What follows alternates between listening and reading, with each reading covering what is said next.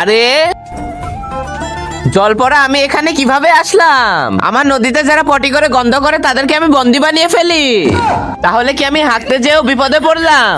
হ্যাঁ, জল পড়া ছেড়ে দাও আমাকে, এরকম ভুল আর কখনো করবো না।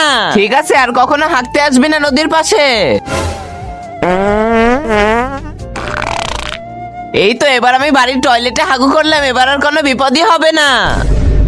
আরে আবার চলে আসলাম। হ্যাঁ, আরে ভাই এবার তো আমি বাথরুমে হাগু করেছিলাম। বাথরুম? আবে সারা, তোর বাথরুমের লাইনই তো আমার নদীর সাথে। জল পড়া ভাই, এবারের মতো আমাকে ছেড়ে দাও, আর বাথরুমেও হাগবো না। ঠিক আছে, যা ছেড়ে দিলাম। আরে এবার আমি নদীতেও হাগবো না, বাথরুমেও হাগবো না। হ্যাঁ, এবার পলিথিনে হাগবো। ইয়া আহ। আরে শালা, এই টাইমে আবার কে চলে আসলো?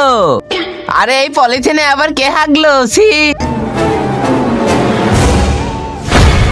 আরে শালা, আবার কি করে আসলাম? এইবার তো আমি পলিথিনে হেগেছিলাম।